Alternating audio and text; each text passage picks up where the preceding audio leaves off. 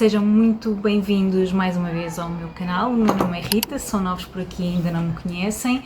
E hoje, tal como o nome indica, este vídeo vai ser sobre os meus desejos de compras a nível de plantas para este ano de 2025. Obviamente que se durante o ano de 2025 estas compras não acontecerem, não se realizarem, continuam a ser plantas que eu desejo muito. Portanto, estou a transformar isto num vídeo de desejos para 2025, mas efetivamente não será uma lista de compras, é uma lista de desejos e serão sempre plantas sobre as quais eu vou estar atenta, vou procurar nas lojas que conheço, tanto físicas como nas lojas online. Estou constantemente a ver se aparecem e a que preço é que estão, porque isso também é um fator importante. E outra questão que, antes de eu adquirir qualquer uma delas, também vou ter que ter em conta, que é o espaço que elas ocupam na minha o espaço que elas ocupam na minha casa. Portanto, há plantas que são maiores que outras e, portanto, principalmente para as maiores, não é? Se para as condições que eu lhes preciso dar, se têm um lugarzinho adequado que eu lhes consiga proporcionar, assumindo, não é, que elas vão continuar a crescer e vão atingir o seu potencial pleno, que é o que eu pretendo. Só uma pequena nota: se me virem a olhar um pouco aqui mais para o lado, eu podia ter a minha lista em papel, só para me organizar um bocadinho melhor as ideias. Tenho-a no meu computador, portanto, mesmo atrás de vocês, e portanto acho que podemos começar. Eu tenho as plantas, só olhando assim rapidamente, por géneros, estão assim por género. Neste momento tenho 11 plantas. 11 plantas. Ainda estou um bocadinho indecisa porque eu tenho as aráceas em primeiro lugar. Eu acho que há plantas que devem fazer parte de qualquer coleção ou de qualquer casa. São muito, como é que eu ia dizer, são plantas que nunca passam de moda, não é? E que devem fazer parte da nossa casa, da nossa coleção. Outras que são um bocadinho mais especiais e, portanto, só para sumarizar, eu tenho quatro géneros de aráceas, tenho um de roias ou flores de cera, também conhecidas, ou de porcelana, flores de cera ou flores de porciana, ou acho que podem ser conhecidas por essas duas designações. E depois tenho uma categoria de outros géneros. Portanto, essa é uma coisa mais geral. Eu tentei escolher apenas 2 exemplares, 2 espécies de cada um destes géneros, mas, por exemplo, as monsteras e os philodendrons só tenho um. Se tivesse que não comprar outras espécies dentro destes 2 géneros, não me importo, mas este que eu escolhi em particular quero muito. Pronto, portanto é isso. Não vou listar todas as plantas que eu quero, obviamente é uma wishlist, portanto são aquelas mesmo especiais. O primeiro género de plantas dentro das aráceas, vou falar-vos das alocásias. As alocásias são plantas um bocadinho especiais, na medida em que precisam de um bocadinho mais de atenção. Claramente não são daquelas plantas que uma pessoa põe num vaso, põe numa prateleira ou põe numa mesa ou à janela ou onde for e elas simplesmente se adaptam bem às nossas condições. Não, elas são plantas que, por norma, precisam de um bocadinho mais de atenção à rega, não gostam de secar. Se há plantas que não gostam de secar, são estas. Portanto, tudo aquilo que eu disse atenção ao substrato molhado, também não é o substrato molhado, ok? Mas preferem condições de rega um bocadinho mais constantes ou frequentes, um bocadinho mais frequentes. Para além disso, eu estou a olhar para uma delas, por isso é que estou a olhar aqui para este lado. Esta é a minha Alocásia Polly. Neste momento não está emergido o inverno, mas está em recuperação do inverno. Portanto, esta é a minha Polly, ficou com estas 2 folhinhas, aguentou o inverno com 2 folhinhas, mas neste momento está a trabalhar aqui em qualquer coisa, depois vamos falando. Portanto, é este tipo de plantas que nós estamos a falar. Há 2 que eu gostava muito de ter na minha coleção, que é a Alocasia heterophylla, também conhecida como o sopro do dragão, ou Dragon's Breath, porque tem assim umas folhas super alongadas, tem uns lobos bicudos, folhas super alongadas, faz assim um padrão, tem uma textura que eu nunca vi nenhuma, nunca toquei em nenhuma, mas deve ser quase pele, não é? Aquela pele, não sei explicar, pele leather, não é? E tem um verde quase azulado, quase prateado. Eu acho que é absolutamente maravilhosa. Quando elas crescem, ficam muito com muitas folhas, não é? Acho que faz um efeito absolutamente extraordinário. E dentro das alocásias, outra que eu também muito provavelmente adquiriria é a Scalprum. A Scalprum também é uma planta com folhas bastante texturadas, também parece ter assim uma folha rígida, tal como a heterophylla. A nível de textura, se calhar pode-se dizer que serão idênticas, mas a cor desta planta, associada àquela textura um bocadinho mais rugosa, também me apaixona. O segundo género que eu vos quero aqui falar tem a ver com monsteras. Do mundo das monsteras, toda a gente conhece a famosa monstera deliciosa, ou costela de Adão. Eu acho que há várias casas que têm esta planta. Eu acho que toda a gente conhece alguém com certeza que tem uma destas plantas, seja em casa, seja num jardim, seja num alpendre. Elas são bastante robustas, adaptam-se muito bem a várias condições.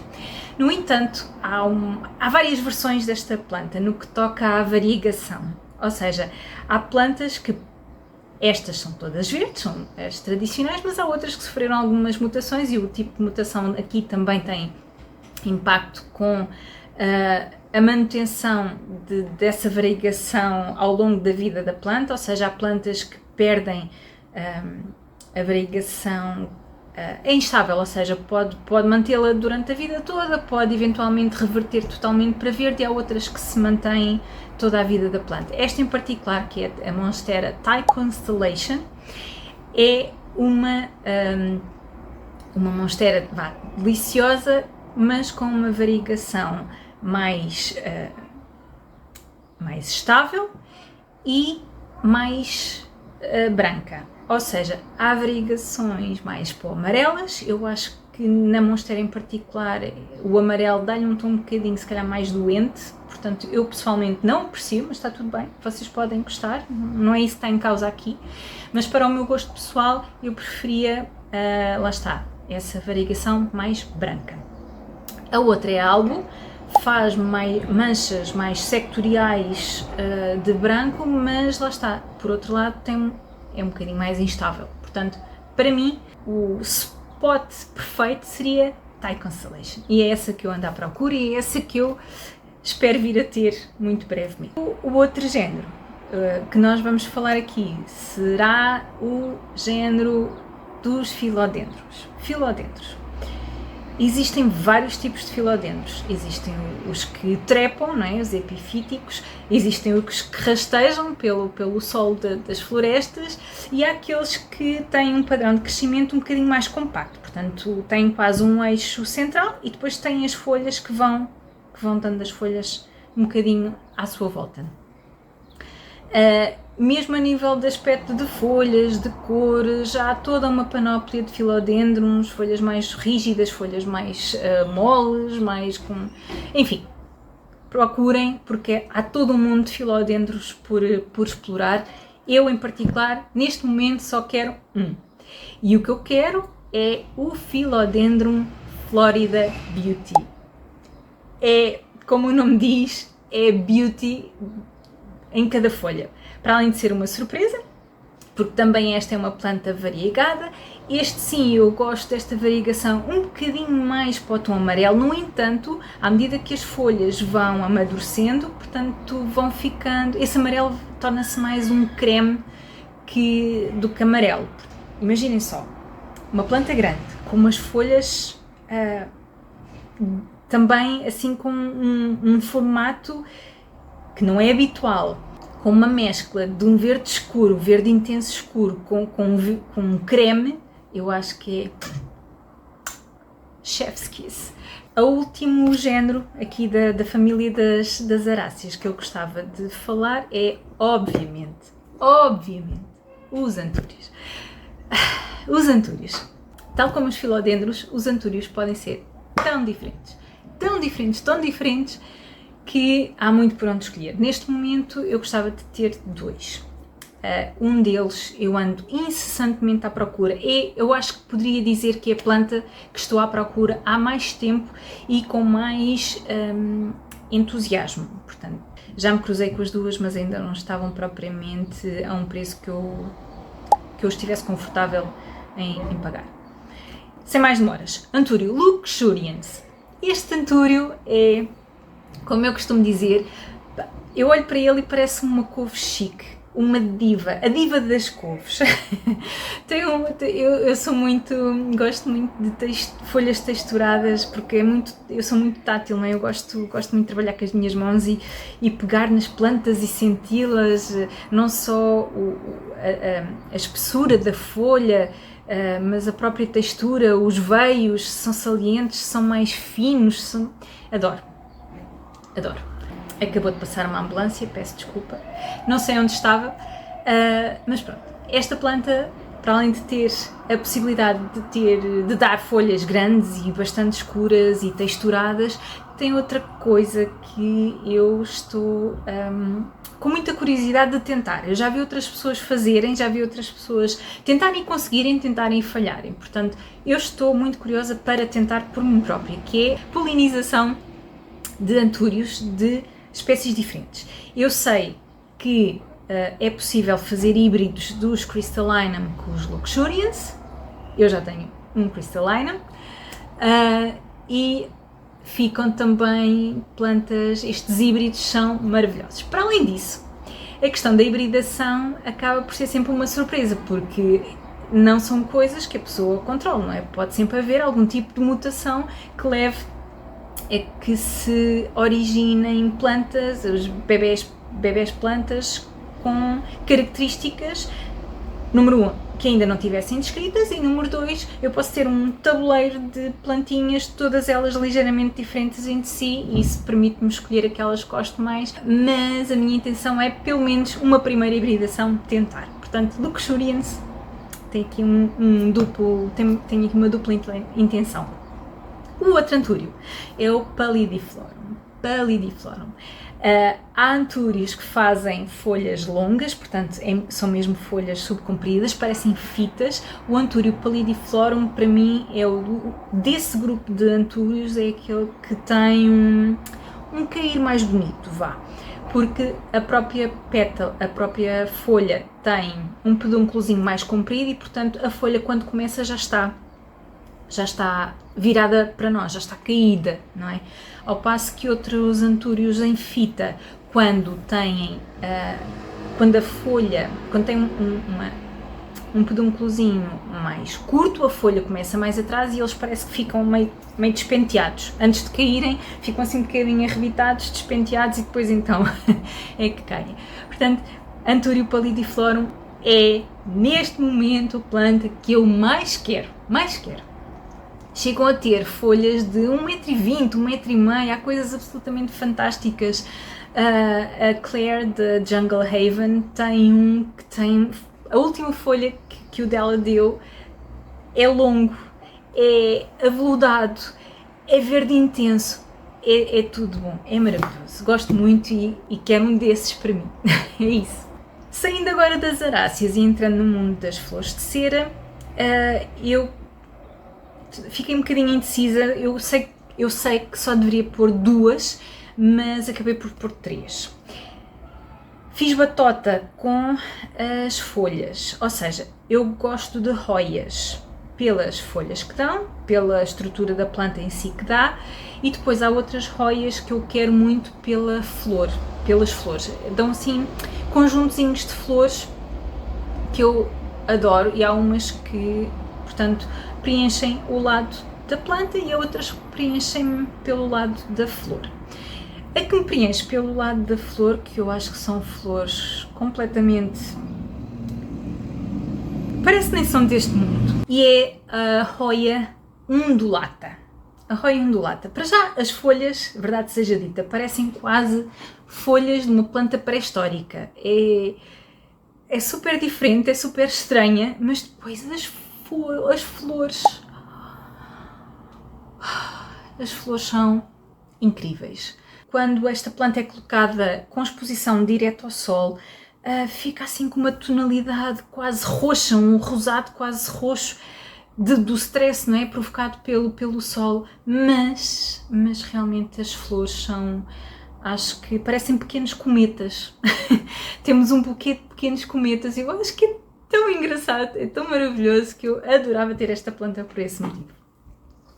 As outras duas Hoyas são Hoyas, como eu já disse, que eu gostava muito de ter pela flor, gostava muito de ter pela folha.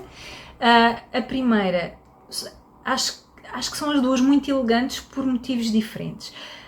A primeira é a Hoya linearis, é uma Hoya que tem folhas muito curtinhas, muito fininhas, dá assim... vines, não sei qual é a tradução em português agora de momento, assim, não me ocorre. Tem assim vines super longas, pode atingir, crescem indefinidamente, portanto ficam assim com... mas caem direitas, e como as folhas são fininhas e são também quase tubinhos, não é? Ela tem assim um cair tão elegante, uma pessoa põe assim no alto de uma prateleira e depois vê assim toda uma cortina, toda uma cascata de verde. Eu acho que faz um efeito magnífico, magnífico. A última Hoya que eu vos queria falar é a Polyneura. Do conhecimento que eu tenho, e por favor corrijam-me se eu não estiver totalmente correta, existem 4 variedades, por assim dizer, de Hoya Polyneura. Há a Polyneura normal, que é totalmente verde, há a Albomarginata, assim o efeito toda à volta das folhas é branco, portanto Albomarginata, margem branca.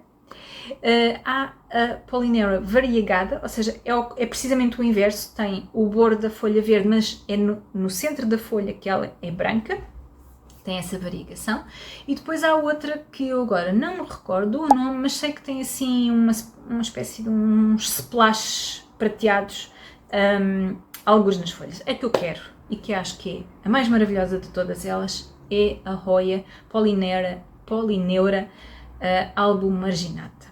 Acho que as folhas são super elegantes, fazem assim quase uma lágrima, não é? E depois são todas assim viradinhas para nós, não tem... Há aquelas Hoyas que fazem assim, dão umas folhas assim, depois dão umas folhas assim, tudo na mesma vine. Esta não, esta é toda muito arrumadinha, fica assim toda muito organizada, tem assim um aspecto muito organizado, e depois o branco nas margens, enfim, é de facto uma planta que eu adoro e gostava muito também de ter cá em casa.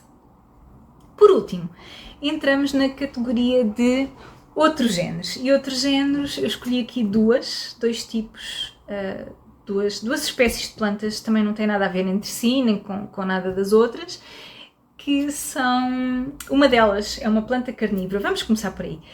Uma delas é uma planta carnívora, eu gostava de ter plantas carnívoras cá em casa, principalmente agora pela altura do verão, em que o tempo está mais quente, está mais ameno para os nossos mosquititos, não é? Uma pessoa tem sempre essas visitas inesperadas em casa, mesmo que tenha muito cuidado.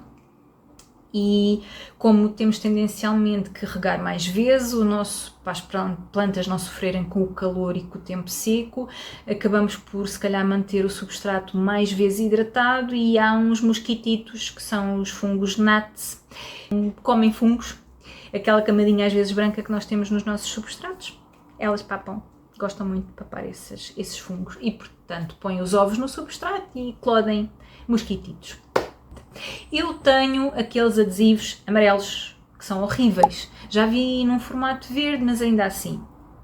Há duas coisas que eu odeio. Primeiro, são amarelos e estão ali. Nós estamos a olhar para eles e eles estão ali. São feios, muito feios. Nós queremos uma coleção de plantas bonitas e depois de repente temos ali autocolantes cheios de mosquitos. É que principalmente depois de começarem a ficar com mosquitos. é absolutamente nojento. Eu não gosto, aquilo mexe comigo. E depois tem outra questão que para mim também é muito importante e tem sido fundamental e tenho feito um grande esforço para reduzir o meu desperdício, reduzir o meu lixo, não é? E estas coisas de utilização única também não são a escolha mais sustentável, não é? Nos dias que correm, acho que temos de ter todos um bocadinho de consciência também da nossa pegada ecológica. Não estou a julgar ninguém, atenção. Tenho tido essa consciência muito presente e, portanto, juntava aqui o útil ao agradável. Tinha plantas, não é? Tinha aqui umas plantinhas que cumpriam a sua função biológica, é cumprir às vezes daqueles adesivos, e portanto não tinha adesivos, nem olhar para mim, nem no meu contentor do lixo, portanto, e ainda não disse que plantas são as pinguícolas. Qualquer espécie, eu ficava contente com qualquer espécie. Elas são plantas que podem ter as pétalas, sim, são quase pétalas, não é? São assim ligeiramente peganhentas para os mosquitos, para os animais, para qualquer praga no geral. Eu acho que eu ficava contente se elas dessem cabo de qualquer praga que ali caísse, mas são tão amorosas, principalmente quando são pequeninas e também podem sofrer algum stress de exposição ao sol. Ficam assim, muitas podem ficar com um aspecto mais rosado, mais magenta, há outras que são mais amarelas, mas pinguícolas podem ter pétalas um bocadinho mais pequeninas, fazem assim padrões geométricos super engraçados, podem ter as pétalas um bocadinho mais longas, mas isso é a planta em si, a própria planta em si já parece uma flor e eu acho que isso é super amoroso. Para além disso, ainda podem dar uma flor, dão assim um pedúnculo compridinho e dão uma flor na ponta. Também pode ter as mais variadas cores, desde o branco ao amarelo, ao rosa, ao magenta, enfim, muito engraçadas. Acho que faz um efeito muito giro. A Wild Fern fez aqui há tempos o que ela chamou de Pingdom, que é um kingdom, um reino de pinguícolas. Eu achei super fofinho que ela arranjou assim uma taça com um substrato para um substrato mesmo para plantas carnívoras, porque as plantas carnívoras não podem ter substratos com uma base de matéria orgânica, têm que estar completamente isentos de matéria orgânica e não podem ser fertilizados. Atenção, se tiverem ou estiverem a pensar ter plantas carnívoras na vossa coleção, não podem fertilizar essas vossas plantas. O substrato não pode ter matéria orgânica por risco de as matarem. Elas, por norma, não têm raízes muito longas, apenas as suficientes para se agarrarem, porque a nutrição, se agarrarem e se hidratarem, porque a nutrição destas plantas vem precisamente dos bichinhos, dos insetos que caem ou nos seus poços, se for uma Nepenthes, aquelas assim que eu agora não me lembro o nome, mas vou colocar algures no ecrã, e no caso das pinguícolas, de ficarem nas suas pétalas, portanto estas plantas conseguem digerir e retirar a sua nutrição a partir desses bichinhos. Foi só uma parte de carnívoros. Moving on. A última é uma planta que eu também... eu passei a ter conhecimento desta planta também através da Wild Fern. Ela tem uma coleção enorme, super diversa, portanto se tiverem curiosidade, deem uma espreita dela. Acho que é sempre enriquecedor conhecer a coleção de outras pessoas, não é? E é a ver a coleção das outras pessoas que eu também me sinto um bocadinho inspirada para compor a minha e para adquirir mais plantas. Nunca são demais. Esta planta chama-se, a ver se eu digo isto bem, Siningia leucotrica. Siningia leucotrica. Siningia leucotrica. Eu espero estar a dizer isto bem. É uma planta que tem um caudex, ou seja, é uma batata, no fundo. É uma batata enquanto está dormente. Quando está em dormência é só aquilo. Portanto, é um caudex que nós assentamos em cima de um substrato e ela só se desenvolve a partir da primavera. Portanto, por volta de março ela começa a dar os primeiros sinais de vida e depois, então, durante toda a época de crescimento, nasce a plantinha, chega a dar flor e depois, seca, a planta seca, não a batata, a planta seca temos que a cortar e esperar por ela para a próxima época. O que é que ela tem de especial? Primeiro, é uma planta que claramente nos mantém interessados, não é? Porque mesmo quando ficamos sem planta, não é? Ela seca e morre e nós temos que a cortar, fica sempre aquela expectativa do será que vai nascer na época seguinte? Portanto, há este entusiasmo à volta do florescimento desta planta. Por outro lado, é peluda. Eu não tenho uma forma menos engraçada de dizer isto, mas esta é uma planta completamente peluda e tem um aspecto de ser tão macio, lá está, cá está, outra vez as minhas mãos. Eu adorava ter esta planta para quando ela nascesse, tão fofinho, parece quase um peluche, é quase uma planta de peluche, era isso, é essa a comparação que eu preciso fazer. É uma planta que parece uma planta que não é verdadeira, tal é a fofice que ela manifesta, portanto fiquei muito curiosa. Esta, sim, se eu encontrar, muito provavelmente também eu vou comprar, portanto se eu tivesse que coordenar assim o meu top 3 seria Anturio pallidiflorum, Siningia leucotricola e curiosamente a pinguícola. Pronto, todas as outras eu ando ativamente à procura e a fazer assim uma prospecção de mercado, mas aqui está, é o meu top, não é o meu top 10, é o meu top 11, porque eu não consegui eliminar nenhuma destas plantas da minha lista. E portanto, estas são as plantinhas que eu tinha para partilhar com vocês, para falar com vocês. Se concordam com a lista que eu fiz, digam por favor nos comentários. Se há alguma que não se sentem assim tão convencidos, digam-me também. Para além disso, também estou muito curiosa para que vocês me digam se, por exemplo, não conheciam alguma destas plantas e ficaram a conhecer através deste meu vídeo. Por favor, deixem também nos comentários se esse for o caso.